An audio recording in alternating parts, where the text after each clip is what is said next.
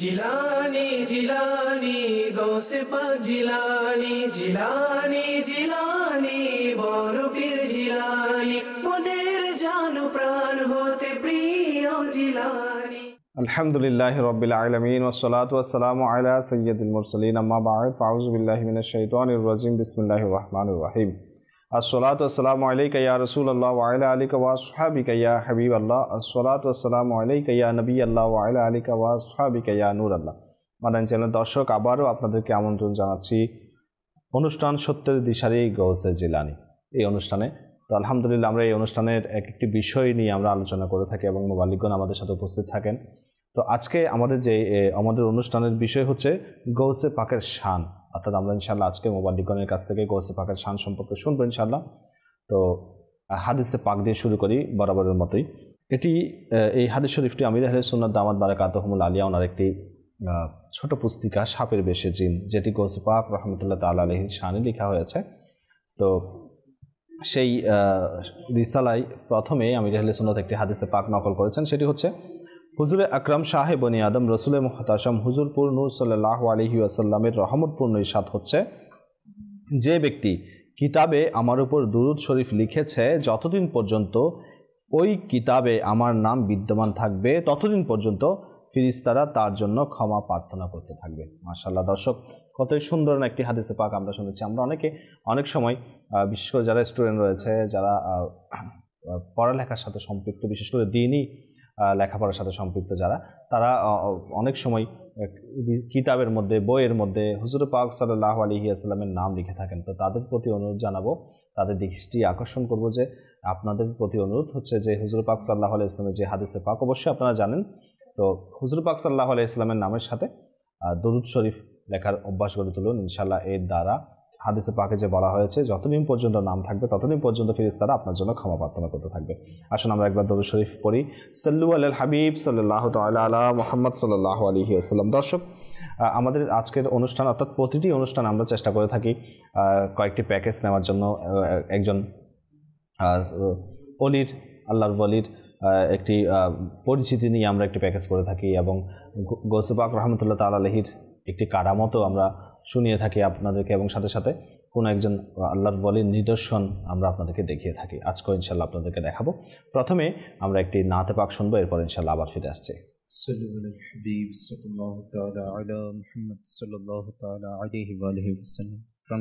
ভাইরা, মাদিনা চ্যানেল দর্শক বিন্দু, আসুন কালাম শ্রবণ করার পূর্বে ভালো নিয়ত করে নিই যে আল্লাহ আজ্জা ওয়া জাল্লা এবং তার প্রিয় হাবিবুল হাবিব সাল্লাল্লাহু তাআলা আলাইহি ওয়া আলিহি ওয়াসাল্লাম এর সন্তুষ্ট অর্জনের উদ্দেশ্যে কালাম পাঠ করব, শ্রবণ করব, সঙ্গে মিলে পড়ার চেষ্টা করব ইনশাআল্লাহ আজ্জা ওয়া জাল্লা। আসুন সকলে মিলে দুরূদ পাক পাঠ করে নিই। সাল্লাল্লাহু আলাইকা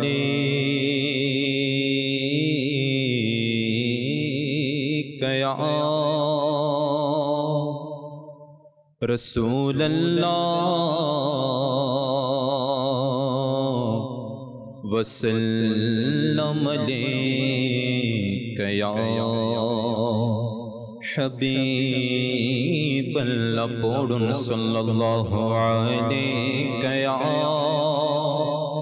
رسول الله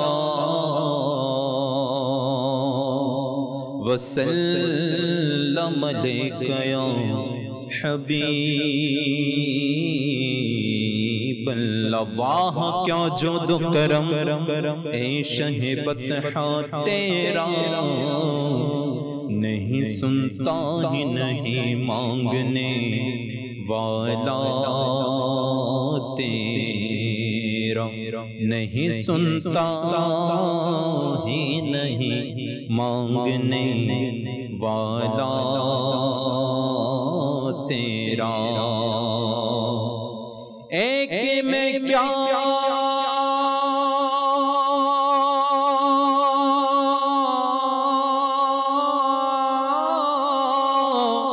میرے عصیان کی حقیقت کتنی،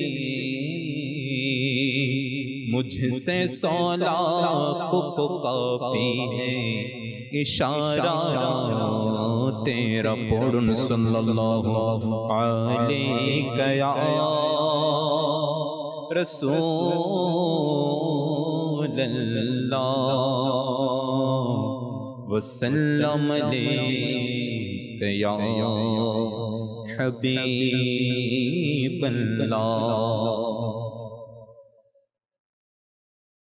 মদিনারে ছবি সদা যেন থাকে মনে, মদিনারে ছবি সদা যেন থাকে মনে, শরণ প্রিয় নবীর যেন থাকে হৃদয়ে। মদিনারে ছবি সদা যেন থাকে মনে, মদিনারে ছবি সদা যেন থাকে মনে,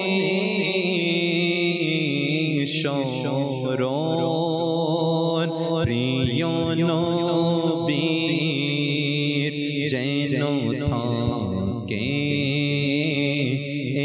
হৃদয়ে। সুযোগ যদি আমি পেয়ে যাই মদিনা যাওয়ার, সুযোগ যদি আমি পেয়ে যাই মদিনা যাওয়ার, যাব মদিনায় কান্নারত কাফেলা নিয়ে, যাব মদিনায় কান্নারত কাফেলা নিয়ে। প্রিয় নবীর গোলাম আমি শোনো হে জাহান্নাম, প্রিয় নবীর গোলাম আমি শোনো হে জাহান্নাম, যাব কি করে দোজখে নবীর গোলাম হয়ে, যাব কি করে দোজখে নবীর গোলাম হয়ে। আতার তুমি আমার, তুমি আমার, তুমি আমার। আতার তুমি আমার, এ কথা হাসর দিবসে। আতার তুমি আমার, এ কথা হাসর দিবসে। যেন প্রিয় নবী আমায় সিও মুখে বলে, যেন প্রিয় নবী আমায় শিও মুখে বলে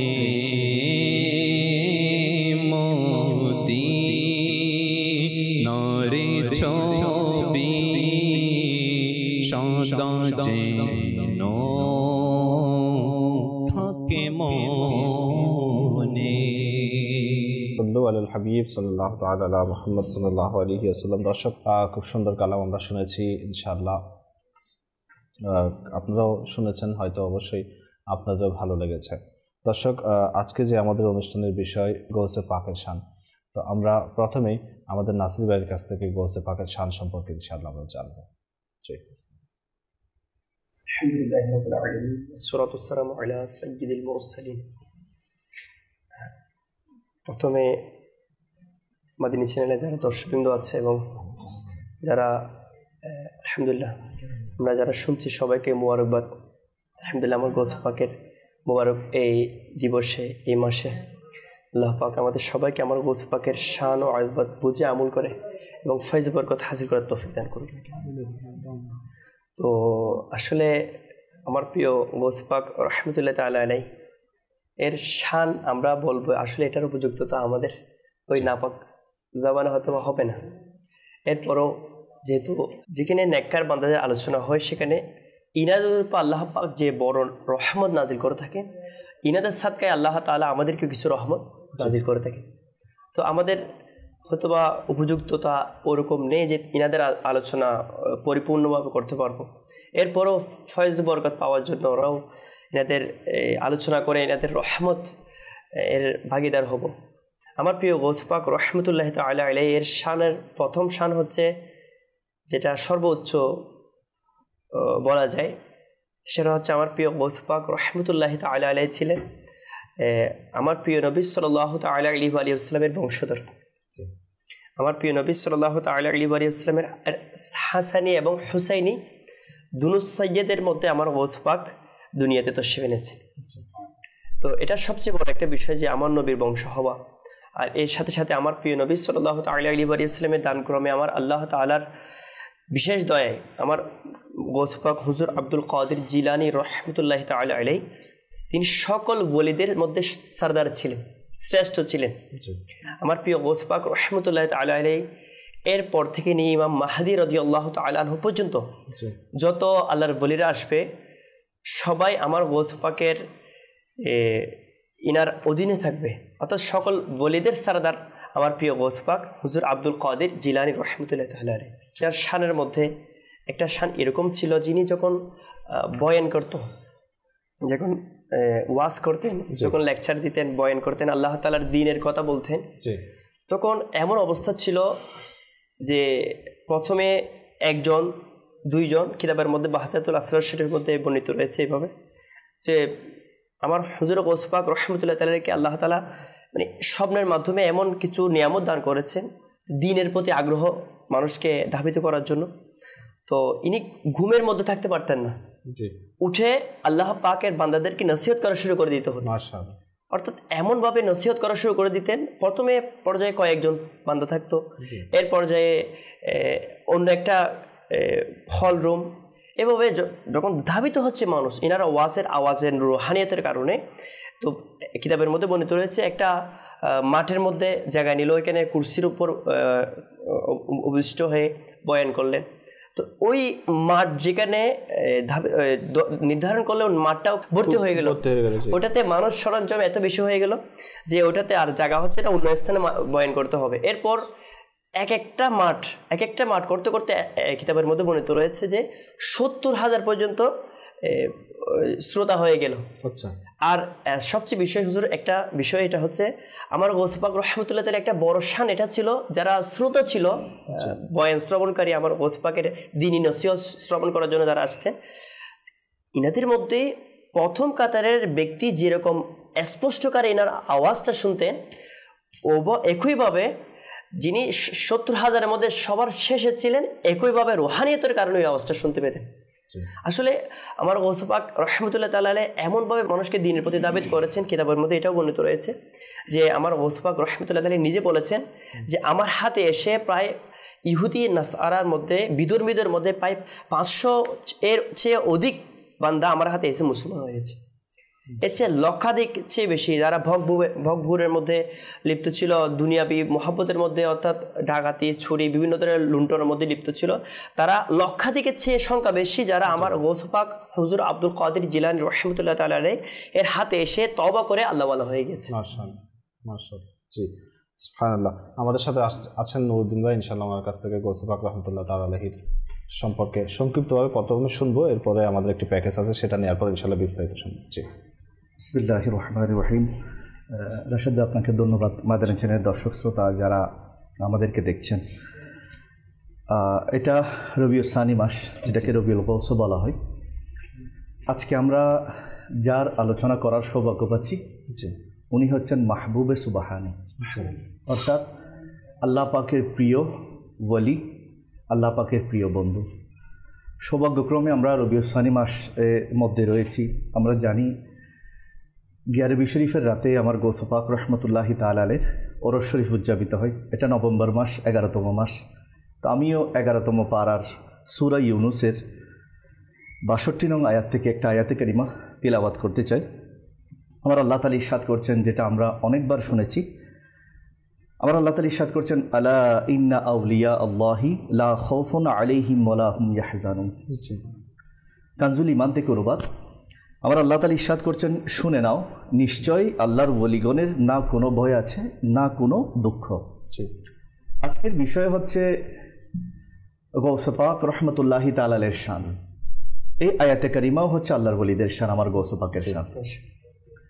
এটা বলা হয়েছে যে কোনো ওলি সম্পর্কে, যে আমার ওলিদের কোনো ভয় নাই, কোনো দুশ্চিন্তা নেই, কোনো দুঃখ নাই। তো আমার গৌস পাক রহমতুল্লাহি তাআলা আলাইহি ছিলেন ওলিদের সর্দার।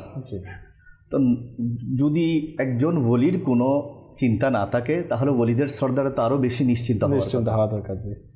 আমার গৌস পাক শাহিন সাহেব বগদাদ রহমতুল্লাহি তাআলার আলোচনা আমরা 100 বছর পরে করছি, এটা নয়।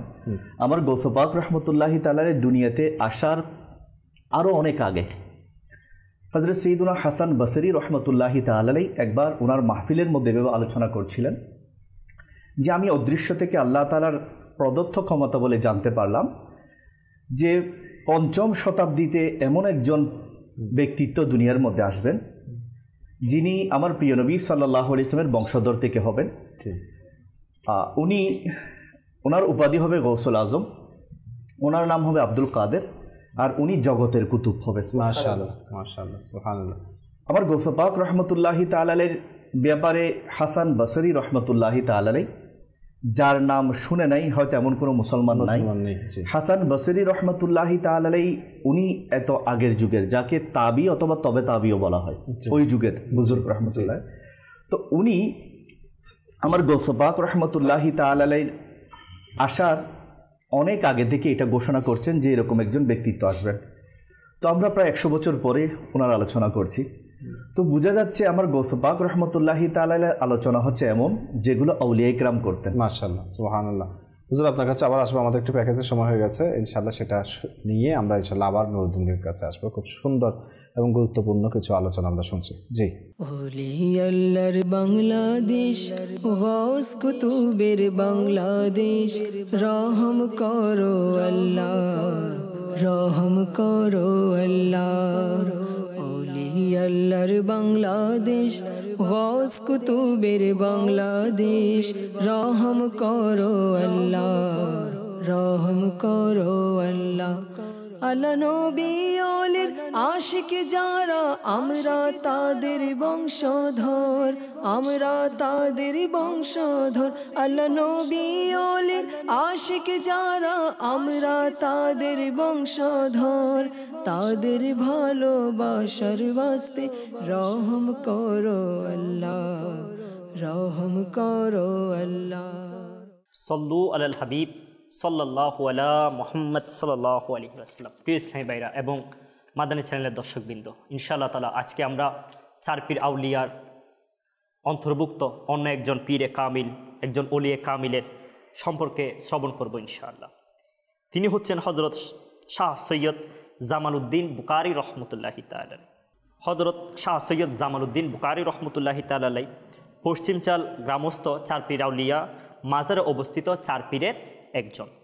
তার সম্পর্কে তেমন কোনো তথ্য পাওয়া যায়নি, তবে জনশ্রুতি আছে তিনিও সৈয়দ জালালউদ্দিন বুখারীর সফর সঙ্গী ছিলেন এবং তিনার সাথে আনোয়ারের জমিনে এসেছেন। সৈয়দ জালালউদ্দিন বুখারী ও সৈয়দ জামালউদ্দিন বুখারীর নামের মধ্যে অনেকটা মিল থাকায় জনশ্রুতি আছে তারা উভয়ে আপন সহোদর হবেন। হয়তো আপন সহোদর বড় ভাইয়ের প্রভাব প্রতিপত্তির কারণে ছোট ভাই সৈয়দ জামালউদ্দিন বুখারীর নাম তেমন বিকশিত হয়নি। তিনিও পশ্চিমচাল গ্রামে চার পীর আউলিয়ার মাজারে চিরনিদ্রায় শায়িত আছেন। আল্লাহ তাআলা আমাদেরকে আউলিয়া কিরামের ফয়েজ বরকত হাসিল করার, ইনাদের মাজারের মধ্যে এসে দোয়া করার এবং ফয়েজ নেওয়ার সে তৌফিক, সেই সৌভাগ্য নসিব করুন। আমিন বিজাহিন নবীল আমিন সাল্লাল্লাহু আলাইহি ওয়াসাল্লাম। সাল্লু আলাল হাবিব সাল্লাল্লাহু তাআলা আলা মুহাম্মদ সাল্লাল্লাহু আলাইহি ওয়াসাল্লাম। মাশাআল্লাহ দর্শক, আমরা প্রতিদিনই একজন বুজুর্গের একজন আল্লাহর ওলির সংক্ষিপ্ত পরিচিতি আমরা শুনে থাকি। আজকেও ইনশাআল্লাহ আমরা আলহামদুলিল্লাহ আমরা শুনেছি এবং একজন সৈয়দ সাহেবের সম্পর্কে আমরা শুনেছি। আল্লাহ তাআলা ওনাদের উপর যে রহমতের বর্ষণ করছে তার কয়েক ফোঁটা যেন আমাদেরকেও নসিব করে এবং তাদের উসিলায় আমাদের জায়েজ উদ্দেশ্য যেন পূরণ করে দেন। আমরা যে বিষয়ে আলোচনা শুনছিলাম, হযরত হাসান বসরি রহমতুল্লাহ তাআলা আলাইহি ও গৌসে পাক রহমতুল্লাহ তাআলা আলাইহি যে পৃথিবীতে আসবেন তার সুসংবাদ দিয়েছেন। জি হুজুর। রাশেদ ভাই, আসলে আমার গৌসে পাক শাহিন সাহেব বগদাদ রহমতুল্লাহি তাআলা আলাইহিকে আল্লাহ পাক এমন প্রিয় বানিয়েছেন বুজুর্গানে দিনগণ বলেন আমার গৌসে পাক রহমতুল্লাহি তাআলা আলাইহির নাম নিয়ে দোয়া করলে দোয়া কবুল হয় এবং ওনার নাম নিয়ে কেউ যদি অন্তরের মধ্যে ধারণ করে এই নামে পাকটা এবং ওনাকে মহব্বত করা শুরু করে, সেও আল্লাহ তাআলার প্রিয় হয়ে যায়। তো আমার গৌসে পাক রহমতুল্লাহি তাআলা আলাইহি যেদিন দুনিয়ার মধ্যে আসছেন, আমরা অনেকে হয়তো আজকে মাদানী চ্যানেল যারা দেখছি অনেকে হয়তো জানি না, আমার গৌসে পাক রহমতুল্লাহি তাআলা আলাইহি ওনার আম্মা জানের গর্ভে এসেছেন। তখন ওনার আম্মা জানের বয়স ছিল 60 বছর, 60 ইয়ার্স। আচ্ছা। তো ওই সময় এসেছেন আবু সালেহ মৌসা রহমতুল্লাহি তাআলা আলাইহি সর্বদা আল্লাহর কাছে দোয়া করতেন, আল্লাহ আমাকে এমন একটা সন্তান দাও যিনি তোমার দিন ধর্মের খিদমত করবে, আমার প্রিয় আখিরি নবী সাল্লাল্লাহু আলাইহি ওয়াসাল্লামের সুন্নতের খিদমত করবে এবং ইসলামকে পুনরুজ্জীবিত করবে। তো আল্লাহ পাক ওনার আম্মা জানের 60 বছর বয়সে আমার গৌসে পাক রহমতুল্লাহ আলাইহি গর্বের মধ্যে আসলেন। আমার গৌসে পাক রহমতুল্লাহি তাআলা আলাইহির গর্বের অনেক ঘটনা আমরা শুনেছি ছোট ছোট ক্লিপসের মাধ্যমে। আমার গৌসে পাক রহমতুল্লাহ আলাইহি যেদিন দুনিয়াতে আসছেন ওই দিন আবু সালেহ মুসা জঙ্গি দোস্ত রহমতুল্লাহি তাআলা আলাইহি উনি স্বপ্নের মধ্যে দেখছেন, ওনার স্বপ্নের মধ্যে আমার প্রিয় নবী সাল্লাল্লাহু আলাইহি ওয়াসাল্লাম, সাহাবায়ে কেরাম আলাইহিমুর রিদওয়ান, আরেক মতান্তরে আনবিয়ায়ে কেরাম আলাইহিমুস সালাম এসেছেন এবং ওনাকে এভাবে মোবারকবাদ দিচ্ছেন আমার নবী করিম সাল্লাল্লাহু আলাইহি ওয়াসাল্লাম, হে আবু সালেহ, তোমার জন্য সুসংবাদ, তোমাকে মোবারকবাদ, কেননা আল্লাহ পাক তোমাকে এমন সন্তান দান করছেন যিনি আল্লাহ পাকেরও প্রিয়, আমি আখিরি নবীরও প্রিয়। আর আউলিয়াই কিরাম যারা আল্লাহর বন্ধু তাদের মর্যাদার মধ্যে ওনার মর্যাদা এমন হবে, তার মর্যাদা এমন হবে যেভাবে নবীগণের মর্যাদার মধ্যে আমার মর্যাদা। আবু সালেহ মুসা জঙ্গি দোস্ত রহমতুল্লাহি তাআলা আলাইহি উনি এই স্বপ্ন দেখে খুশি হয়ে ঘুম থেকে উঠলেন এবং উনি ওই দিনেই এই সুসংবাদ পেলেন যে আমার গৌসে পাক রহমতুল্লাহি তাআলা আলাইহি দুনিয়াতে শুভাগমন করেছেন, জন্মগ্রহণ করেছেন। আমার গৌসে পাক রহমতুল্লাহি তাআলা আলাইহির জন্ম এবং অন্যান্য আউলিয়া কিরামের জন্ম আমরা জানি। যেদিন আমার গৌসে পাক রহমতুল্লাহি তাআলা দুনিয়াতে এসেছেন ওই দিন জিলান শহরের মধ্যে 1100 বাচ্চা হয়েছে, সবাই পুত্র সন্তান হয়েছে, পরবর্তীতে সবাই আল্লাহর ওলি হয়েছে। আসলে আমার গৌসে পাক রহমতুল্লাহ আলাইহি ছোটকাল থেকেই এমন এমন ঘটনা প্রকাশিত হয়েছে, উনি মাদরজাত ওলি, মায়ের পেট থেকে ওলি হয়ে এসেছেন। এরপরও উনি দ্বীনি ইলম অর্জন করেছেন, আল্লাহ তাআলার দরবারে কান্নাকাটি করেছেন এবং আল্লাহ তাআলার দরবারে সর্বদা এটা দোয়া করতেন যে আল্লাহ আমার আমল যদি তোমার দরবারে কবুল না হয় তুমি আমাকে কিয়ামতের দিন অন্ধ হিসেবে তুলিও, যাতে কিয়ামতের নেককারদের সামনে আমাকে লজ্জিত হতে না হয়। আমার গৌসে পাক রহমতুল্লাহি তাআলা আলাইহি বলেন যে অনেক সময় আমাকে শয়তান সরাসরি এসে ধোঁকা দেওয়ার চেষ্টা করত, কিন্তু আল্লাহ পাকের দয়া, আল্লাহ পাক আমাকে রক্ষা করেছেন, আমি আল্লাহ তাআলার উপর ভরসা করেছি, আল্লাহ তাআলা আমাকে দয়া করেছেন, শয়তানের উপর বিজয় লাভ করার সৌভাগ্য দিয়েছেন। এভাবে আমার গৌসে পাক শাহিন সাহেব বগদাদ রহমতুল্লাহি তাআলার শান তো আসলে অনেক, কিন্তু আমি আজকে নিয়ত করেছি যে বিশেষ কিছু শান তুলে ধরবো। আমার গৌসে পাক রহমতুল্লাহি তাআলার একটা শান ছিল যে আমার গৌসে পাক রহমতুল্লাহি তাআলাই যখন বয়ান করতেন, যেটা নাসির ভাই বলেছেন, ওদিকে একটু যাই, কেননা বর্তমান সময়ে মানুষ সুন্দর বয়ান দেখে প্রভাবিত হয়। যে উনি কি শরীয়সম্মত কথা বলছেন, উনি কি অন্তরের খোরাক দেওয়ার সৌভাগ্য পাচ্ছেন, না জাস্ট আমার কানের সৌন্দর্য আমি পাচ্ছি, এটা একটু খেয়াল করার বিষয়।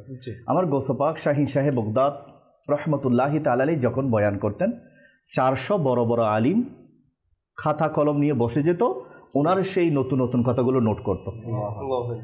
শুধু তাই নয় যে নাসির ভাই বলেছেন 70,000 মানুষ হতো। আমার গৌসে পাক রহমতুল্লাহি তাআলাই, আমরা বয়ান শুরু করি নর্মালি, কেউ আমাকে বলেছে আপনি বয়ান করেন, আপনার বয়সটা সুন্দর, আপনার আলোচনা সুন্দর, আপনি অনেক জ্ঞানের অধিকারী, বয়ান শুরু করেন।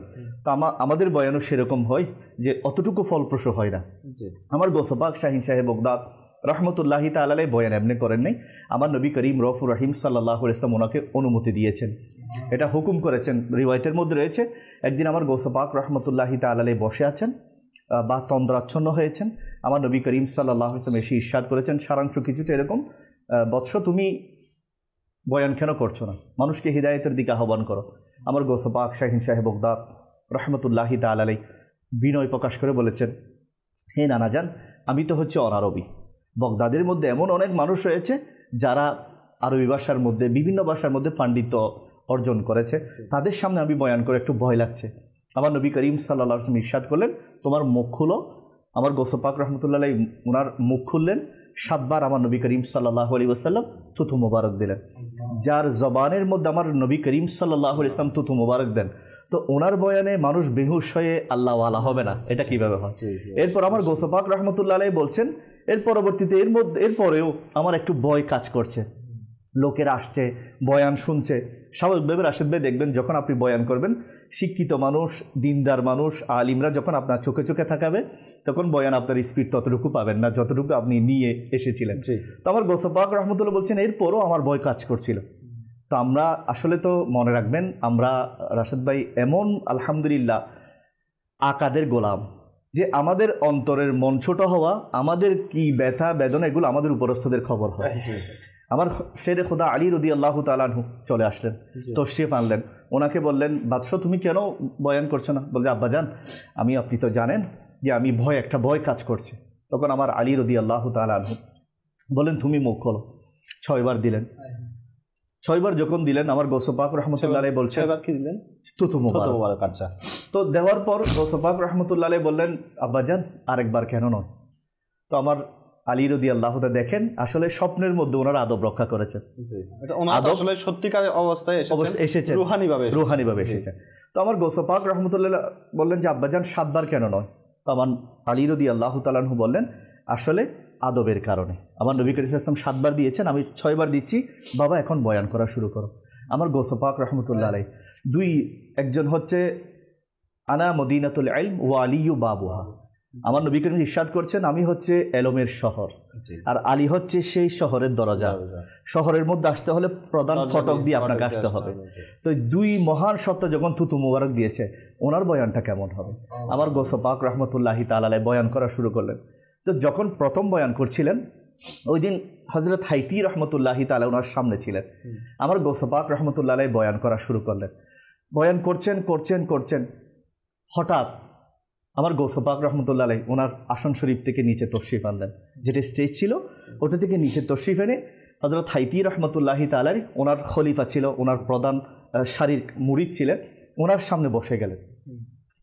তো উনি বয়ান শেষ, সবাই হয়েছে, তো উনি চিন্তা করলেন যে আমার সামনে আমার গৌসে পাক, আপনি কেন তশরিফ এনেছেন ইয়া আমার গৌসে পাক শাহিন সাহেব বগদাদ?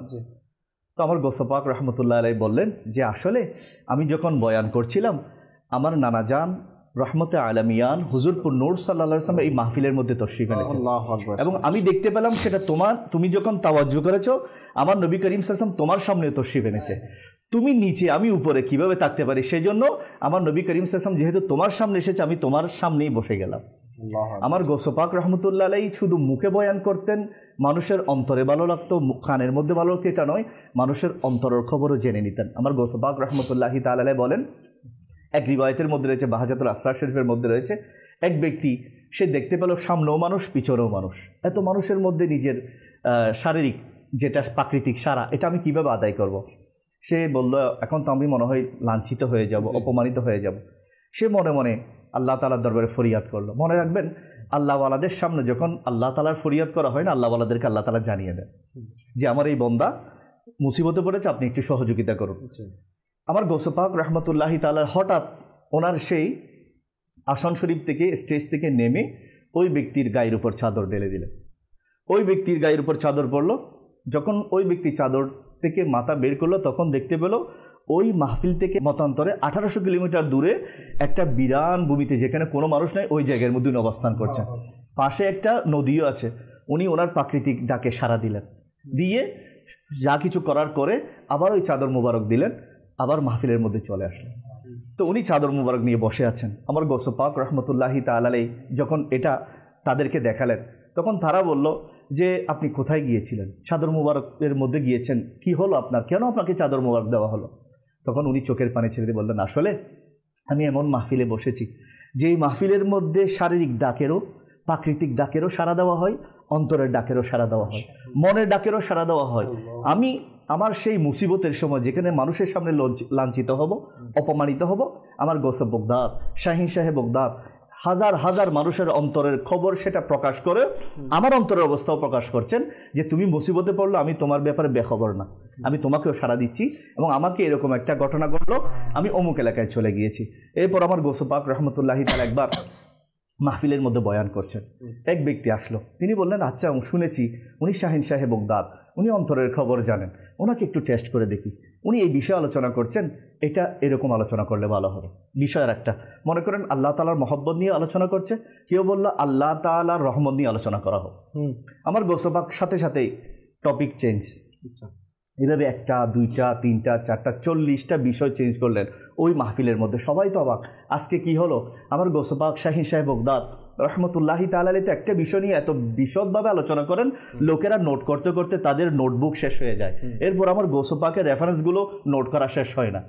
তো আজকে কি হলো, এত বিষয় টপিক কেন চেঞ্জ হচ্ছে?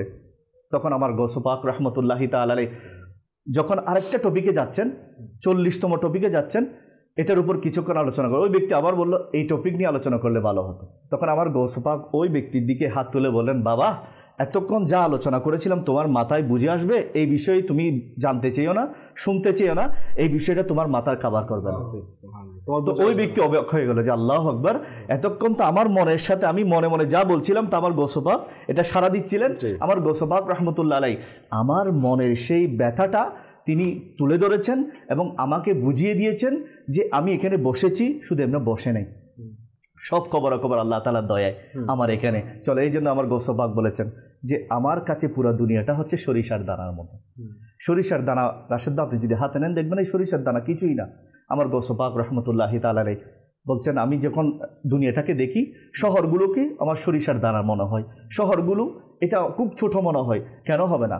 আমার গৌসে পাক শাহিন শাহে বগদাদ রহমতুল্লাহি তাআলা আলাইহি বলেন যে একবার আমি এই বিষয়টা অনুভব করলাম যে আল্লাহর কিছু বন্দারা আমার দিকে দাবিত হচ্ছে, আমাকে মহব্বত করছে। তো আমি একবার বসেছিলাম, কিতাব লিখছিলাম, হঠাৎ ওনার ঘরের ছাদের উপর একটা টিকটিকি বা এই জাতীয় কিছু পোকামাকড় হেঁটে যাচ্ছিল।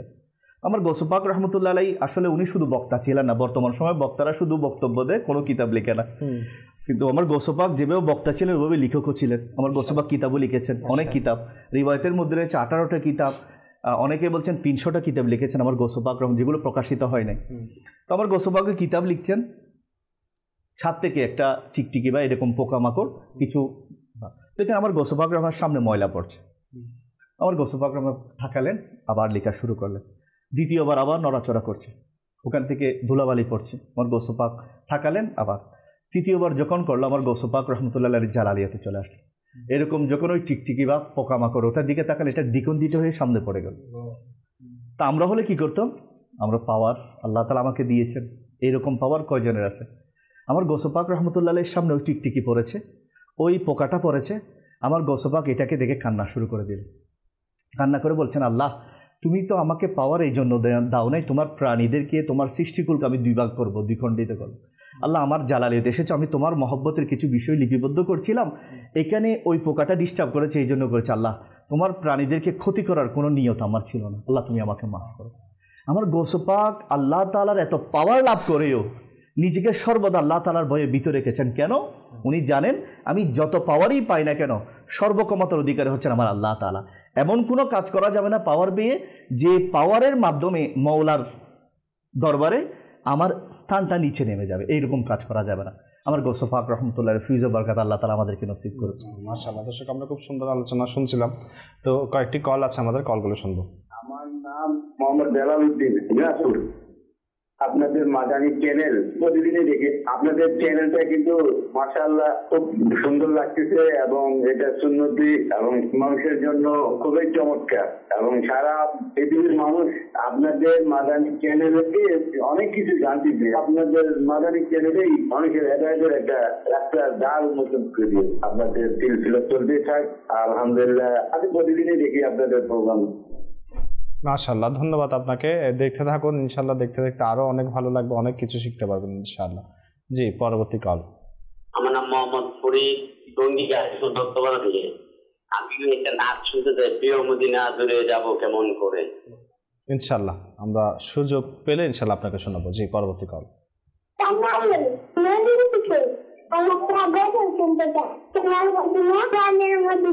ইনশাআল্লাহ যদি সম্ভব হয় ইনশাআল্লাহ আপনাকে শোনাবো ইনশাআল্লাহ।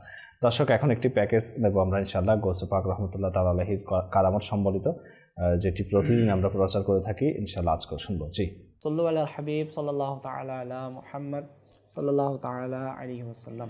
একবার সরকারে বাগদাদ হযরত সাইয়েদুনা গৌসে পাক রহমতুল্লাহ তাআলা আলাইহি বাগদাদ শরীফের সমুদ্রের দিকে তশরিফ নিয়ে গেলেন। সেখানে এক বৃদ্ধা মহিলাকে দেখলেন যে তিনি অঝর নয়নে কান্না করছেন। একজন মুরিদ গৌসে পাক রহমতুল্লাহ তাআলা আলাইহির দরবারে আর্জ করলেন, ইয়া মুর্শিদি, এই দুর্বল বৃদ্ধা মহিলাটি, তার একটি মাত্র সুন্দর সুশ্রী সন্তান ছিল। বেচারি তাকে বিয়ে করিয়ে দেয় এবং কনেসহ এই সমুদ্র পথে নৌকা নিয়ে আপন ঘরে ফিরে আসছিল। হঠাৎ ওই নৌকা উল্টে গেল এবং বর কনে সহ সমস্ত বরযাত্রী ডুবে গেল। এই ঘটনা ঘটেছে 12 বছর হয়ে গেল, কিন্তু এই মায়ের কলিজা অর্থাৎ এই বেচারির দুঃখ কোনোভাবেই দূর হচ্ছে না। সে প্রতিদিনই এই সমুদ্রে কিনারায় এসে ওই বরযাত্রীদেরকে না পেয়ে কান্নাকাটি করে চলে যায়। হুজুর গৌসে পাক রহমতুল্লাহ তাআলা আলাইহি এর এই বৃদ্ধার প্রতি মায়া হলো। তিনি রহমতুল্লাহ তাআলা আলাইহি আল্লাহ তাআলার দরবারে দোয়ার জন্য হাত উঠিয়ে দিলেন। কয়েক মিনিট ধরে কিছুই প্রকাশ পেল না। অস্থির হয়ে আল্লাহ তাআলার দরবারে আর্জ করলেন, হে আল্লাহ, এত দেরি কেন? ইরশাদ হলো, হে আমার প্রিয়, এই বিলম্ব তকদির ও তদবীরের বিরুদ্ধ নয়। আমি চাইলে একটি আদেশ কোন দ্বারা সমস্ত আসমান ও জমিন সৃষ্টি করতে পারি, কিন্তু হিকমতের কারণে 6 দিনে সৃষ্টি করেছি। বরযাত্রী ডুবে গেছে, 12 বছর হয়ে গেছে। এখন না নৌকা অবশিষ্ট আছে, না আরোহীগণ। সকল মানুষের মাংস ইত্যাদিও সমুদ্রের মাছ খেয়ে নিয়েছে। ক্ষুদ্র ক্ষুদ্র হয়ে যাওয়া শরীরের অংশগুলো একত্রিত করে পুনরায় জীবন প্রণালীতে এনেছি। এখনই তাদের আসার সময় হয়েছে। এখনও ওই বাক্যগুলো শেষ হয়নি। হঠাৎ ওই নৌকা তার সকল সাজ সরঞ্জাম, বর কনে ও বরযাত্রীসহ পানির উপর উঠে আসলো, সুবহানাল্লাহ, এবং কয়েক মুহূর্তের মধ্যেই তীরে এসে ফিরল। সকল বরযাত্রী সরকারে বাগদাদ গৌসে পাক রহমতুল্লাহ তাআলা আলাইহি এর দোয়া নিয়ে খুশি মনে আপন আপন ঘরে ফিরে গেল। এই কারামতের কথা শুনে অগণিত কাফের এসে সাইয়েদুনা গৌসে পাক রহমতুল্লাহ তাআলা আলাইহি এর পবিত্র হাতে ইসলাম ধর্ম গ্রহণ করলো, সুবহানাল্লাহ। মাশাআল্লাহ। দর্শক আমরা গৌসে পাক রহমতুল্লাহ তাআলা আলাইহির কারামত শুনেছি, ইনশাআল্লাহ এখন একটি মানকাবাত শুনবো। জি, ওলি দিগের রাজা মহারাজ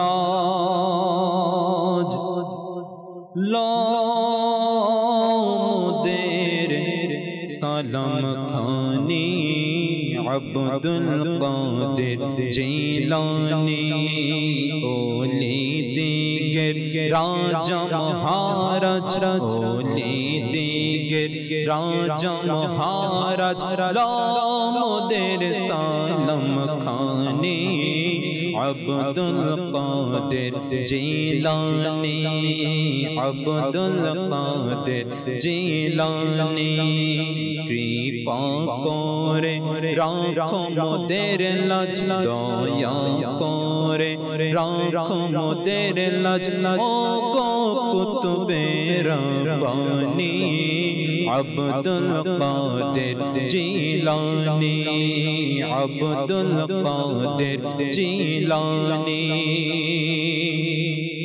रसूल पाकेर তুমি পিয়ারা মৌলা আলীর নয়ন তারা রसूल पाकेर তুমি পিয়ারা রसूल पाकेर তুমি পিয়ারা মৌলা আলীর নয়ন তারা মা ফাতেমার প্রাণের দোলাল হাসান হুসैনের জিগর পারা হাসান হুসैনের জিগর পারা সর্বগুণে গুণময়ী তুমি সর্বগুণে গুণময়ী তুমি ও গো মাহবুব সুবহানী আব্দুল কাদের জিলানী আব্দুল কাদের জিলানী ওলি দিগের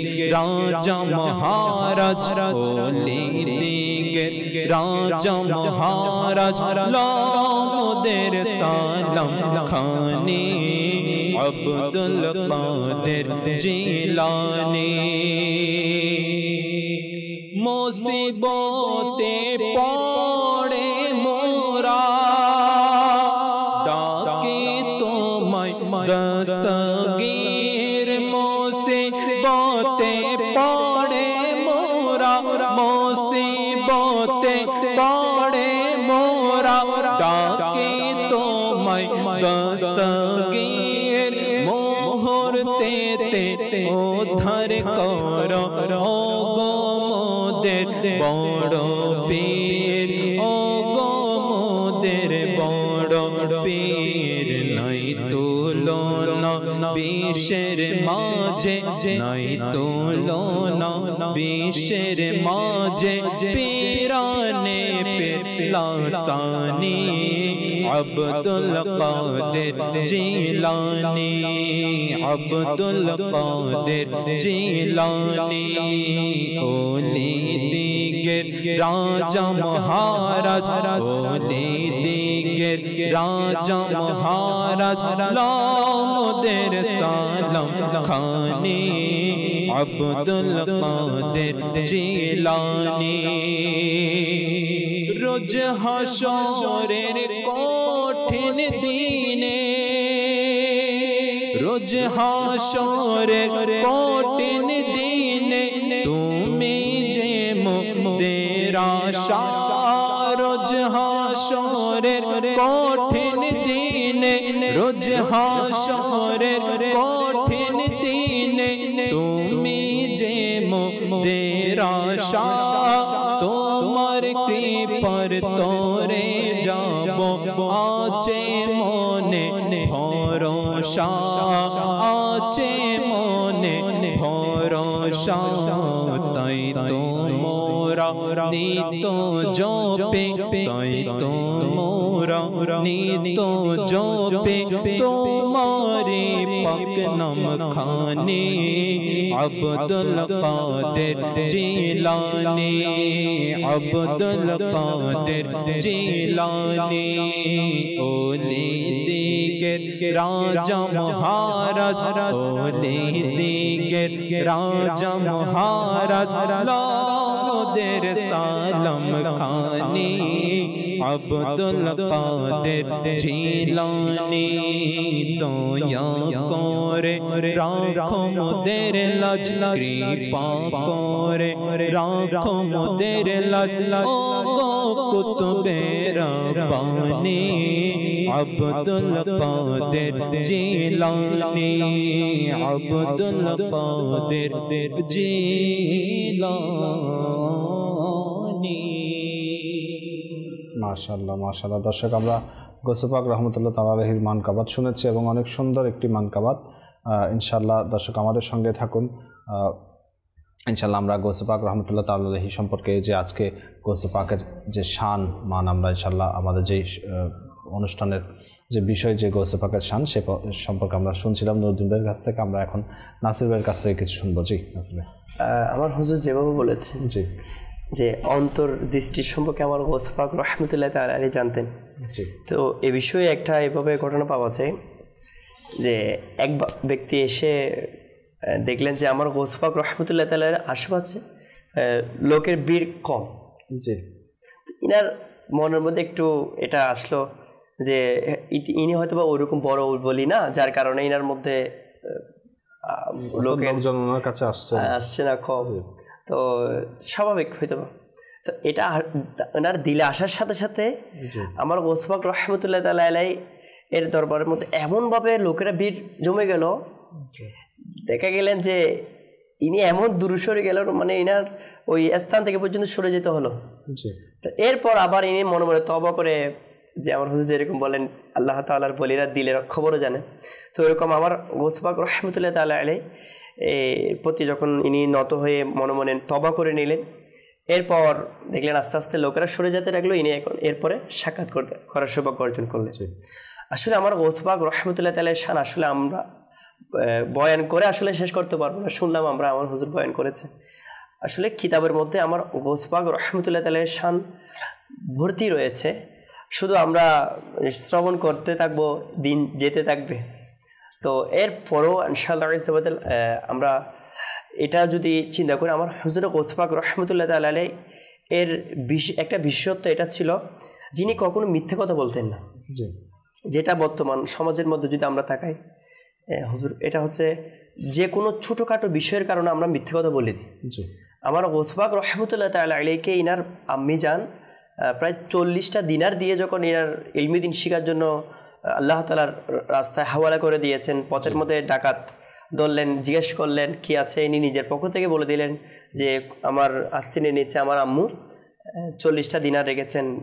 সবাই অবাক হয়ে, সত্য কথা বলার কারণে ডাকাতের সাদারা সবাই যারা ছিল সবাই তওবা করে আল্লাহ ওয়ালা হয়ে গিয়েছেন। তো এগুলো আসলে আমরা সবাই অনেকে বেশ কম সবাই জানি, কিন্তু আমার গৌসে পাক রহমতুল্লাহ শান তো আমরা শুনছি, এভাবে শুনতে থাকবো, কিন্তু ইনারা আল্লাহ তাআলাকে কিভাবে রাজি করেছে। আমার গৌসে পাক রহমতুল্লাহ তাআলা আলাইহির মধ্যে যে গুণ ছিল, তার মধ্যে বড় গুণের মধ্যে যে সাদাকাত অর্থাৎ সত্যবাদিতা, শুধু এটা যদি আমরা আপন করে নিই এই গুণকে, তো আশা করা যায় বর্তমান সমাজের মধ্যে আমরা ইনশাআল্লাহ অনেক শান্তির মধ্যে জীবনযাপন করতে পারবো। কেননা মানুষ যখন সত্য কথা বলা ছেড়ে দেয়, তার উপর মানুষ বিশ্বাসও ছেড়ে দেয়, আল্লাহ তাআলার রহমত ছেড়ে দেয়। as-sidqu yunji ওয়াল কিযবু ইহলিক, আসলে সত্য মানুষকে শেষের জন্য মুক্তি দিয়ে দেয়। যেভাবে আমার গৌসে পাক রহমতুল্লাহ তাআলা ইনার সত্য কথা বলার কারণে ডাকাতরাও আল্লাহওয়ালা হয়ে গেলেন, ইনার দিনারে ফিরে গেলেন, ইনার মালপত্র ফিরে পেলেন।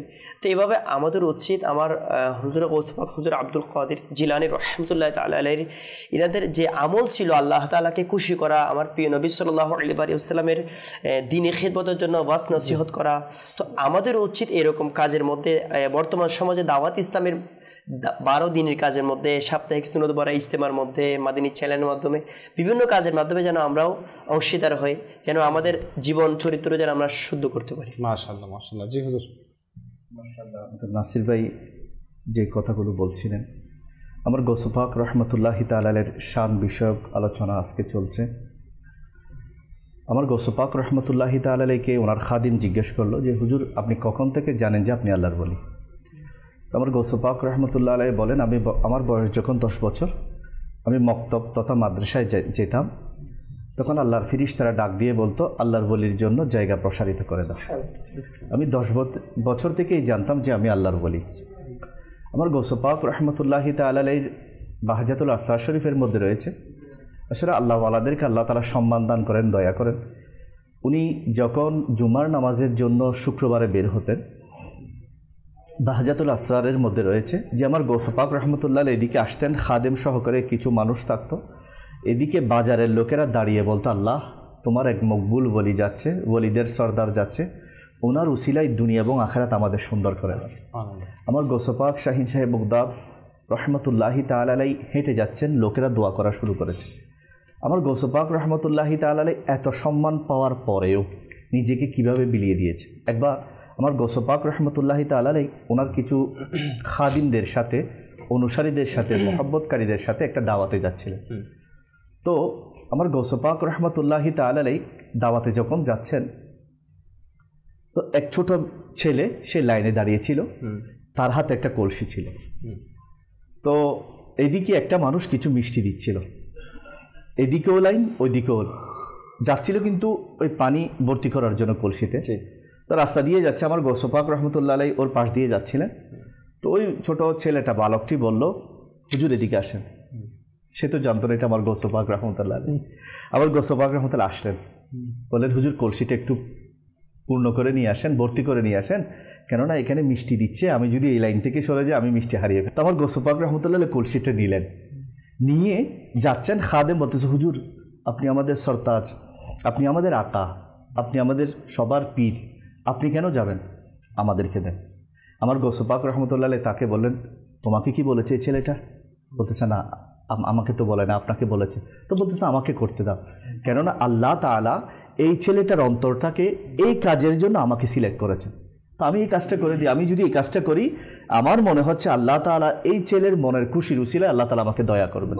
আমার গৌস পাক রহমতুল্লাহি তাআলা গেলেন, কলসি পুরে নিয়ে এসে ওই ছেলের হাতে দিলেন। ছেলেটা বললো হুজুর নিয়ে আসছেন, রাখেন এখানে, রাখলেন। আমার গৌস পাক রহমত দাঁড়িয়ে রইলেন। ওই ছেলে মিষ্টি নিল, মিষ্টি নিয়ে আমার গৌস পাক রহমত মুস্কি হেসে আমার গৌস পাকের শুকরিয়া আদায় করলো। তো খাদিমরা সবাই দাঁড়িয়ে আছে, সবাই বলতেছে হুজুর আজকে কাজটা আমাদেরকে দিলে। তো আমার গৌস পাক রহমতুল্লাহ বলছেন আসলে তোমরা আমাকে যে সম্মান করছো এর চেয়ে বেশি শান্তি পেলাম যে আজকে আমি একজন আল্লাহর বন্দার খেদমত করতে পেরেছি। আমার গৌস পাক রহমতুল্লাহ ছোট বালকদেরকে মহব্বত করতেন। যেমন রিওয়ায়েতের মধ্যে রয়েছে একটি বর্ণনা এরকম এসেছে, খাজা মুঈনুদ্দিন চিশতি হাসান সানজিরি রহমতুল্লাহি তাআলা যখন ছোট ছিলেন আমার গৌস পাক রহমতুল্লাহ দরবারে এসেছেন। ওনার পীর মুর্শিদ ওসমান হারুনি রহমতুল্লাহর সাথে, অথবা বর্ণনার মধ্যে রয়েছে ওনার মামা জানের সাথে, দুই রকমের রিওয়ায়েত রয়েছে।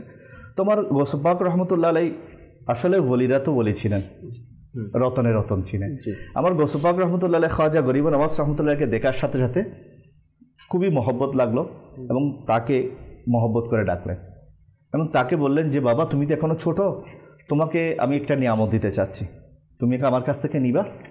রিওয়ায়েত ভিন্ন রয়েছে, প্রথম এক রিওয়ায়েত রয়েছে যে উনি নিয়েছেন, আরেকটা বর্ণনা হচ্ছে আমার গৌস পাক রহমতুল্লাহি তাআলার এই কথার উত্তরে খাজা গরিব ছোট অবস্থায় বললেন যে হুজুর আমাকে যদি কিছু দেওয়ার আপনার ইচ্ছে করে আমার উস্তাদকে দেন, আমার যখন সময় হবে আমার উস্তাদ আমাকে দিয়ে দিবে, অর্থাৎ আমার পীর মুর্শিদ এবং উস্তাদ। রিওয়ায়েতের মধ্যে এরকমও রয়েছে আমার খাজা গরিব নওয়াজ রহমতুল্লাহি তাআলা নিয়ামত পেয়েছেন আমরা জানি, অর্থাৎ উনি একটা পাহাড়ের মধ্যে আল্লাহ তাআলার ইবাদতের মধ্যে লিপ্ত ছিলেন, ওনাকে সুলতানুল হিন্দ বানিয়ে দেওয়া হয়েছে। তো আমার গৌস পাক রহমতুল্লাহি তাআলা যখন বয়ান শুরু করেছেন, যেহেতু বয়ানের আলোচনা কিছুক্ষণ হচ্ছে, তো ওই সময় একজন বড় গায়ক ছিল। বর্তমান সময় দেখা যায় গায়করা গান করে, খুব জনপ্রিয়তা পায়, অনেক ফলোয়ার্স হয়, এখন তো সোশ্যাল মিডিয়ার মধ্যে অনেক ফলোয়ার্স, লক্ষ লক্ষ ফলোয়ার্স। তখনকার সময়ে মানুষ ওই গায়ককে মহব্বত করতো, দাওয়াত দিত। আমার গৌস পাক রহমতুল্লাহি তাআলা ওই গায়ককে দাওয়াত দিলেন, তুমি তওবা করো, আল্লাহর রাস্তায় ফিরে আসো, কেননা তোমার এই জিনিসটা স্থায়ী নয়, এটা তোমাকে আখিরাতের মধ্যে ফাঁসিয়ে ফেলবে। সে বলল দেখো লোকদেরকে বলল গৌস পাক বয়ান করে আমার গানের সমপরিমাণ হয় না, সেজন্য গৌস পাক আমাকে হিংসা করছেন। নাম ধরে বলল যে আমাকে হিংসা করছেন, ওই আমার গানের মধ্যে মানুষ বেশি হচ্ছে সেই কারণে গৌস পাক আমাকে হিংসা করছেন। আমার গৌস পাক রহমতুল্লাহর কাছে যখন এই খবর গেল, আমার গৌস পাক মুস্কি হেসে বললেন অতি শীঘ্রই সেই জানতে পারবে কি আমি হিংসা করছি না সেই মুসিবতে পড়ছে। সময় গেল, আমরা জানি যারা গায়ক তারা যুবক অবস্থায় যেভাবে যেটা গাইতে পারে, স্বরের মধ্যে যেটা, কণ্ঠের মধ্যে যেটা মায়া থাকে, যেটা থাকে, সৌন্দর্য থাকে, আস্তে আস্তে সেটা বসে যায়। ওই গায়ক আস্তে আস্তে বৃদ্ধ অবস্থায় পৌঁছলো, আমার গৌস পাকের শান দিন দিন বাড়তে লাগলো। আমার গৌস পাক রহমতুল্লাহ আলাইকে পুরো পৃথিবী থেকে লোকেরা দেখতে আসলো, ওলিরা আসতো আমার গৌস পাককে দেখতে, নর্মাল না, ওলিরা আসতো। একটা ঘটনা এখানে যোগ করি, আমার গৌস পাক রহমতুল্লাহ সিরাতে গৌস সাকলাই নামক কিতাবের মধ্যে এসেছে, আমার গৌস পাক রহমত একবার মদিনা শরীফ থেকে খালি পায়ে বের হচ্ছে। তো বের হয়ে আসছেন, একটা চোর দাঁড়িয়েছিল আমার গৌস পাককে আটকানোর জন্য, ওনার থেকে কিছু নিব, ওনাকে কোনোভাবে বুঝিয়ে ওনার কাছে যা আছে নিয়ে নিব। তো এখন আমার গৌস পাক রহমতুল্লাহ কাছাকাছি আসলেন, এসে তাকে আমার গৌস পাক রহমতুল্লাহ জিজ্ঞেস করলেন তুমি কে? সে বলল আমি মুসাফির। তো আমার গৌস পাক রহমতুল্লাহ আলাই অন্তরের অবস্থা জেনে ফেলে, সে চোর, চুরি করার জন্য দাঁড়িয়েছে। আমার গৌস পাক রহমতুল্লাহি তাআলাই তাকে বললেন আমি তো জানি তুমি হচ্ছে চোর, তুমি চুরি করার জন্য দাঁড়িয়েছো। সে এটা বুঝলো, সে মনে মনে খেয়াল করলো মনে হয় ইনি আব্দুল কাদের জিলানি হবেন। তো মনে মনে খেয়াল করেছে, আমার গোসবা বলে হ্যাঁ আমি আব্দুল কাদের জিলানি। সে তো আরো অবাক হয়ে গেল, সে তাড়াতাড়ি কদমের মধ্যে পড়ে গেল, হুজুর ইয়া শেখ আব্দুল কাদের জিলানি শাইয়াল্লাহ, হুজুর আপনি ওলিদের সর্দার, আপনি শাহিন সাহেব বগদাদ, আমাকে একটু দয়া করুন। আমার গৌসপাকের কদমে যখন পড়লেন, আসলে আল্লাহ ওয়ারাদের মায়া মহব্বত দয়াও বেশি হয়। আমার গৌসপাক তার মাথার উপর হাত দিয়ে আল্লাহর কাছে তো, আল্লাহ যদিও সে চোর, তোমার মাহবুবের কদমের মধ্যে পড়েছে, আমার কদমের মধ্যে পড়েছে, আমার কদমের মধ্যে পড়েছে, আল্লাহ সে যেন খালি হাতে না ফিরছে। হাত দিয়েছে, কদমের মধ্যে পড়েছে, আল্লাহ তাআলার পক্ষ থেকে শোনানো হচ্ছে হে আব্দুল কাদের, তাকে আপনি অমুক এলাকার কুতুব বানিয়ে দেন। মাশাআল্লাহ সুবহানাল্লাহ। এখানে একটি কথা আমার অর্থাৎ মনে আসছে যে তখনকার যুগের চোরেরা পর্যন্ত আল্লাহর ওলিদের সম্পর্কে আকীদা ভালো রাখতো। এমনকি আপনি আরেকটি কথা বলেছেন যে যখন গৌস পাক রাহমাতুল্লাহ আলাইহি বাজারের মধ্যে হেঁটে যেতেন, লোকেরা, সাধারণ লোকেরা আল্লাহ তাআলার দরবার দোয়া করতেন। এই ঘটনা যখন শুনছি, যখন আমি বাহাজাতুল আসর শরীফ পড়ছি, তখন মনের মধ্যে এই আশাটা জাগলো, হাই তখন যদি আমরাও বাজারের মধ্যে থাকতাম, আমার গৌস পাককে একটু দেখতাম, আমার গৌস পাকের একটা নজর করম আমাদের উপর পড়তো, আমাদের তো বেড়া পার হয়ে যেত ইনশাআল্লাহ। জি বলেন, হুজুর আপনার কাছে আসবো ইনশাআল্লাহ আবার। আপনার কথাটা শেষ করে জি না, ওইটাই বলছিলাম যে যখন আপনি বলছিলেন, তো তখনকার যুগের লোকদের, মানুষের অর্থাৎ আকীদাটা এমন ছিল যে ওনারা আল্লাহর ওলিদের সম্পর্কে ভালো ধারণা রাখতেন, এবং ওনারা অর্থাৎ চোর হতে পারে, খারাপ হতে পারে, কিন্তু ওদের আকীদাটা অবশ্যই ভালো রাখতেন। আল্লাহ তাআলা তাদের সাথে আমাদেরকে ক্ষমা করুক। দর্শক, এখন একটি প্যাকেজের সময় হয়ে গেছে, আমরা সেটা নেব, এরপর ইনশাআল্লাহ আবার আলোচনায় ফিরে আসবো। ওলি আল্লাহর বাংলাদেশ, গৌস কুতুবের বাংলাদেশ, রহম করো আল্লাহ, রহম করো আল্লাহ। ওলি আল্লাহর বাংলাদেশ, গৌস কুতুবের বাংলাদেশ, রহম করো আল্লাহ, রহম করো আল্লাহ।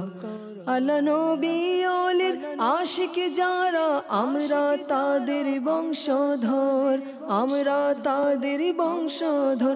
আল্লাহ নবী ওলির আশিক যারা, আমরা তাদের বংশধর, তাদের ভালোবাসার ওয়াস্তে রহম করো আল্লাহ, রহম করো আল্লাহ। সাল্লু আলাল হাবিব সাল্লাল্লাহু আলা মুহাম্মদ সাল্লাল্লাহু আলাইহি ওয়াসাল্লাম। দর্শক, আমরা খুবই মহিমান্বিত এবং খুবই পবিত্র একটি স্থানে আমরা উপস্থিত আছি, এবং এখানে আসলে আসাটাও খুব সৌভাগ্যের বিষয়। আর সেটা হচ্ছে, কে না চায় আমার নবী পাক আলাইহিস সালাতু ওয়াস সালামের কদম মোবারকে হাজিরি দিতে, কে না চায় তার জীবনকে, তার সমস্ত কিছুকে নবীর কদমে উৎসর্গ করতে। সাহাবায়ে কেরাম আলাইহিম রিদওয়ানের যুগ যদি আমরা দেখি, তাহলে ওনারা সব কিছু আমার নবীর কদমে লুটিয়ে দিয়েছেন। তো আজকে আমরা যে পবিত্র জায়গায় এসেছি, তো এখানে দুটি পবিত্র জিনিস আছে। জি হ্যাঁ, একটি হচ্ছে সরওয়ারে কায়নাত, শাহেনশাহে মওজুদাত, নবী করিম রউফুর রহিম সাল্লাল্লাহু আলাইহি ওয়াসাল্লামের কদম মোবারকের ছাপ। আল্লাহু আকবার। যেটাকে দেখার জন্য শত আশিকে রসুল, অজস্র আশিকে রসুল অপেক্ষায় থাকে, আশায় থাকে, ইচ্ছা পোষণ করে। কিন্তু আলহামদুলিল্লাহ আজ মাদানী চ্যানেলের মাধ্যমে আমরা জিয়ারত করার সৌভাগ্য অর্জন করছি, এবং ঠিক ওনার পাশেই অন্য যে মহান বান্দার কদম মোবারক আছে, তিনি হচ্ছেন আমাদের সবারই বড় পীর গাউসুল আজম আব্দুল কাদের জিলানী রহমতুল্লাহি তাআলা আলাইহি। একজন হচ্ছে সরদারে আম্বিয়া আর একজন হচ্ছে সরদারে আউলিয়া। তো এই দুই মহান মোবারক হাস্তির কদম মোবারকের মধ্যে আমরা হাজির হওয়ার সৌভাগ্য অর্জন করছি। তো এটা হচ্ছে চট্টগ্রামের কদম মোবারক এরিয়া, যেটা বলা হয় আপনার চেরাগি পাহাড় সংলগ্ন। তো কদম মোবারক যে এরিয়া, এটার এরিয়ার নামও কদম মোবারক হয়েছে ইনাদের সদকায়, ইনাদের উসিলায়। তো এখানে আজকে আমরা এসেছি। তো এখানে অসংখ্য দর্শনার্থীরা আসেন, অসংখ্য ভক্তবৃন্দরা আসেন। ওনাদের কদম মোবারক থেকে যে পানিটুকু এখানে বের হয়, এখানে যে পানিটুকু ওখানে দিয়ে বের হয়, সেই পানিটুকু অনেকে নিয়ত করে খায়, অনেকে অনেক আশা নিয়ে খায়। তো ওদের আশাগুলো পূরণ হয়ে যায়। তো বলে রাখি, এটা 1719 সালে সংগ্রহ করা হয়েছিল এনাদের ছাপগুলো। একটা ছাপ মক্কা শরীফ থেকে, আরেকটা ছাপ বাগদাদ শরীফ থেকে। তো এগুলো যে মহান ব্যক্তি সংগ্রহ করেছেন, তিনি হচ্ছেন নবাব ইয়াসিন মোহাম্মদ খান রহমতুল্লাহি তাআলা আলাইহি। উনিও আল্লাহ তাআলার নেক বান্দা ছিলেন, আল্লাহ তাআলার ওলি ছিলেন। এখানে ওনার মাজার শরীফও আছে। তো উনি এগুলো সংগ্রহ করে এখানে এনেছেন এবং এখানে এগুলোকে সংরক্ষণ করা হয়েছে। তো আমি বলবো, আপনারা যারা এই জিয়ারত করতে চান, এর ফয়েজ হাসিল করতে চান, তো আপনাদেরকে বলবো যে আপনারা এই স্থানটিতে আসবেন এবং এগুলো জিয়ারত করবেন, এখান থেকে ফয়েজাত হাসিল করবেন। এবং আমরা অনেকে দেখে থাকি, বা আপনারাও দেখে থাকেন, যে মাদানী চ্যানেলওয়ালারা সাধারণত নকশে নালাইনে পাক, অর্থাৎ নালাইন শরীফের নকশা আমরা লাগিয়ে থাকি, ঘরেও রাখি, নিজের মাথায়ও লাগাই। তো এগুলোর কারণ কি? এগুলোর কারণ হচ্ছে যে এই নকশার বরকতে যাতে আমাদের সমস্ত বিপদ আপদ দূর হয়ে যায়, আমাদের মনের আর্জি পূরণ হয়ে যায়। তো যেখানে স্বয়ং নবী পাকের কদম মুবারকের ছাপ আছে, এর বরকত কেমন হবে? আল্লাহ পাক আমাদের সবাইকে এ থেকে বরকত হাসিল করার তৌফিক দান করি। এখানে আসাটাও ভয়ের বিষয়। আসলে এখানে যে আসছি আমরা, এটাই অনেক বড় সৌভাগ্যের বিষয়। আল্লাহ তাআলার দরবারে কাল কিয়ামতের দিন নাজাতের ওসিলা হিসেবে পেশ করতে পারব। মাশাআল্লাহ, মাশাআল্লাহ। দর্শক, খুব সুন্দর মোবারক জায়গা আমরা জিয়ারত করেছি। গৌসে পাক রহমতুল্লাহ তাআলা আলাইহির কদমের ছাপ এবং হুজুর পাক সাল্লাল্লাহু আলাইহি ওয়াসাল্লামের কদম মোবারকের ছাপ। আল্লাহ তাআলা সেই মোবারক তবরকাতের সদকায় আল্লাহ তাআলা আমাদের জীবনের গুনাহসমূহ ক্ষমা করে দিক এবং আমাদের আশা পূরণ করে দিক। দর্শক, আমরা আলোচনা করছিলাম আমাদের নুরুদ্দিন ভাইয়ের সাথে, যে বিষয়গুলো নিয়ে আমরা কথা বলছিলাম। ইনশাআল্লাহ আবার ফিরে যাচ্ছি। জি, আমার গৌসে পাক শাহিন শাহ বগদাদ রহমতুল্লাহি তাআলা আলাইহিকে আল্লাহ তাআলা এমনভাবে দয়া করেছেন যে ওই গায়ক আস্তে আস্তে বৃদ্ধ হতে লাগলো। সে যখন বার্ধক্যে পৌঁছলো, তখন তার জনপ্রিয়তা হারিয়ে গেল। লোকেরা আগে তার সামনে ফুল রাখতো, এখন ফুল তার সামনে থেকে সরিয়ে নিচ্ছে, যাতে ভালো করে হাঁটতে পারে, চলতে পারে। আগের মতো জনপ্রিয়তা ওর নাই, ও সব কিছু হারিয়ে বসেছে। তো একটা সময় দেখা যায় আসলে রাশেদ ভাই, যারা গুনাহের সাগরে থাকে, এই জগৎগুলোতে থাকে, তারা ওই জগতে যত বেশি আস্তে আস্তে যাবে, ওখানে পাকাপোক্ত হয়ে যায় এবং তারা গুনাহের সাগরে ডুবে যায়। নিজের পরিবার তাদের কাছ থেকে দূরে সরে যায়, নিজের যৌবন, শক্তি, টাকা পয়সা, সম্পদ। কেননা রিওয়ায়াতের মধ্যে, হাদিস শরীফের মধ্যে রয়েছে, যারা আল্লাহ তাআলার জিকিরের মধ্যে থাকে, হালাল রিজি তালাশের মধ্যে থাকে, রুজি, তাদেরকে আল্লাহ তাআলা ভবিষ্যতে তাদেরকে বরকত দান করেন। আর যারা কোনো অশ্লীল বিষয়কে প্রচার প্রসারের মধ্যে থাকে, আল্লাহ তাআলা তাদের হায়াত থেকে বরকতটা উঠিয়ে নেন। তো যার কারণে ওদের দেখবেন যে আপনি গায়ক বলেন, নায়ক বলেন, যারা বিভিন্ন সোশ্যাল মিডিয়ার বিভিন্ন দুনিয়াবি ফাংশনের মধ্যে থাকে, যারা ওটা, তো ওদের জীবনের থেকে বরকত উঠে যায়। দেখবেন যে ওরা দিন দিন শুধু ক্ষতির দিকে যাচ্ছে। তো ওই গায়ক এমন অবস্থা হলো, তার পরিবার তাকে ছেড়ে চলে গেল, তাকে সবাই ছেড়ে। একসময় সে বগদাদের বাজারে বসে বসে ভিক্ষা করত। আমার গৌসে পাক শাহিন শাহ বগদাদ রহমতুল্লাহ একবার উনি একটা দাওয়াতের মধ্যে যাচ্ছিলেন, মুরিদের ঘরে যেতেন। আমার গৌসে পাক রহমতুল্লাহি তাআলা আলাইহি যখন যাচ্ছিলেন, তখন ওই গায়কের দিকে ওনার দৃষ্টি পড়ল। স্বাভাবিকভাবে আমরা হলে প্রতিশোধ নিতাম। আমার গৌসে পাক যেহেতু দয়ালু, নবীর দয়ালু উম্মত, দয়ালু আল্লাহর দয়ালু প্রিয় বন্ধু, আমার গৌসে পাক রহমতুল্লাহ তার প্রতি দেখে মায়া হলো। কিছুই বললেন না, দূর থেকে দেখে ঘরের মধ্যে গেলেন, গিয়ে খাদেমকে গিয়ে বললেন, এই এক থলে স্বর্ণ মুদ্রা নাও, এগুলো নিয়ে ওই গায়কের ঘরে দিয়ে আসো। ওই খাদিম গেল, গিয়ে ওই ব্যক্তি রাতে যখন আরাম করছিল তার ঘরের মধ্যে দিল। সে চোখের পানি ছেড়ে দিয়ে বলল, আমাকে তো লোকেরা ভুলে গিয়েছে, অনেক দেরি হয়েছে। পুরো বগদাদের মধ্যে, এই এলাকার মধ্যে আমাকে কেউ খবর নেয় না, অথচ যুবক অবস্থায় আমাকে অনেক সম্মান করতো, সবাই আমাকে দূরে সরিয়ে দিয়েছে। ইনি কে যে আমাকে আজকে ঘরের মধ্যে এতটুকু এগুলো টাকা পয়সা দিয়েছেন, সম্পদ দিয়েছেন? আমার মনে হচ্ছে বগদাদের মধ্যে এর চেয়ে বড় দয়াল আর কে হতে পারে না। ইনি মরেছেন আব্দুল কাদের জিলানী রহমতুল্লাহ। উনি কি করলেন, ওই টাকাগুলো স্পর্শ করলেন না, ওগুলো নিয়ে আমার গৌসে পাক রহমতুল্লাহের দরবারে গেলেন, গিয়ে বললেন, হুজুর, আমার বিশ্বাস এত দয়ালু কেউ হবে না এই বগদাদের মধ্যে আপনার মতো। আপনি টাকাগুলো পাঠিয়েছেন, আমি তো যৌবক অবস্থায় আপনার বদনামি করেছিলাম, আপনাকে কষ্ট দিয়েছিলাম, আপনার গীবত করেছিলাম, আপনাকে অনেকভাবে কষ্ট দিয়েছিলাম, আমার জনপ্রিয়তার লোভে পড়ে আমি আপনাকে অনেক কথা বলেছিলাম, আজকে আমার জন্য এই টাকাগুলো পাঠানোর প্রয়োজনটা কি ছিল? তখন আমার গৌস পাক শাহিন সাহেব বগদাদ রহমতুল্লাহি তাআলা বলেন, বাবা আসলে দেখো যে আমি চিন্তা করলাম তুমি যখন রাস্তায় বসে এভাবে ভিক্ষা করছিলে, আমি তোমার অতীতের সেই কৃত্যকলাপগুলো আমার মাথায় নেই। আমি চিন্তা করলাম আমার নানা জানের একজন উম্মত মুসিবতে পড়েছে, আমার নানা জানের একজন উম্মত মুসিবতে পড়েছে। কাল কিয়ামতের ময়দানে যদি আমার নানা জান আমাকে জিজ্ঞেস করে, হে আব্দুল কাদের, তুমি তো হেঁটে গিয়েছিলে রাস্তা দিয়ে, আমার এক উম্মত মুসিবতের মধ্যে পড়েছিল, তুমি তাকে কতটুকু সহযোগিতা করেছো? কিন্তু নুরুদ্দিন ভাই, আপনি যে কথাগুলো বলছেন যে আমরা গৌসে পাকের কে তো মহব্বত করি বলে দাবি করি, গৌসে পাকের আশেক বলে দাবি করি, আপনার কথা কাছে আমি ইনশাল্লাহ আসবো। তো কিন্তু আমাদের মধ্যে এমন বিষয় আছে যে আমরা এই যে আপনি বললেন যে আমার রসুলের একজন উম্মত কষ্ট পাচ্ছে, সেটা গৌসে পাক রহমতুল্লাহ তাআলা আলাইহির কি হচ্ছে না, সহ্য হচ্ছে না।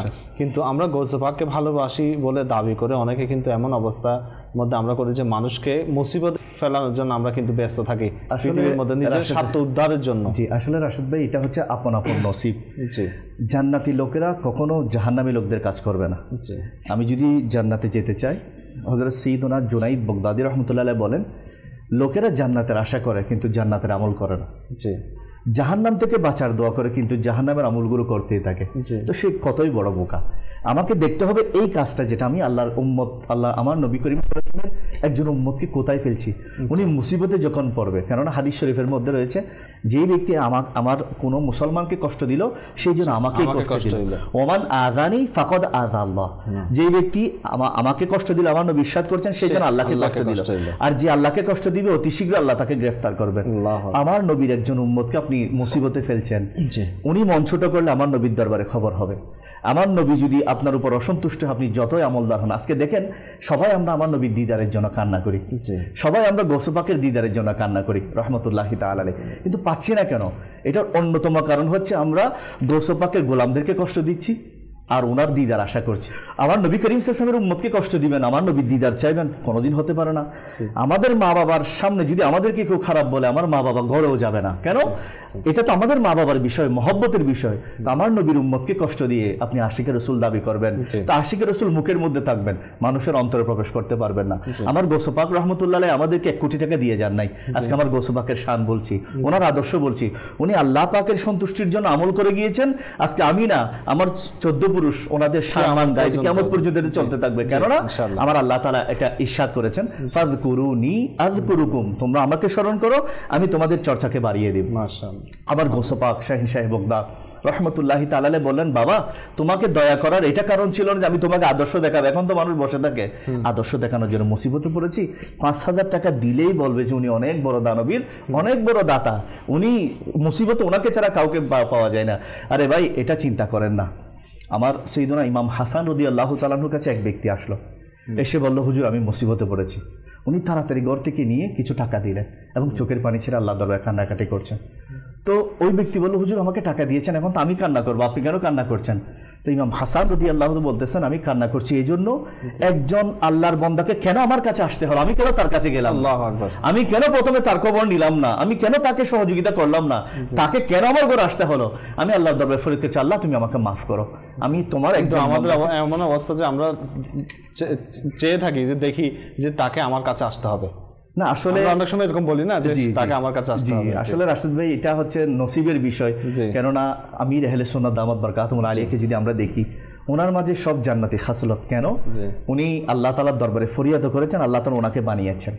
এখন আমরা আল্লাহর ওলিদেরকে মহব্বত করি, গৌস পাককে মহব্বত করি, আমার নবী করিম সাল্লাল্লাহু আলাইহি ওয়াসাল্লামকে মহব্বত করি, আমাদের খাসলতের মধ্যে যদি সমস্যা থাকে, অভ্যাসের মধ্যে সমস্যা থাকে, আল্লাহর দরবারে চোখের পানি ছাড়া দরকার। আল্লাহ যেমন রিওয়ায়াতের মধ্যে রয়েছে, এক ব্যক্তি এসে এক বুজুর্গ রহমতুল্লাহর কাছে বলল, হুজুর আপনারা হাত তুললেই কান্না চলে আসে, আমার তো কান্না আসে না।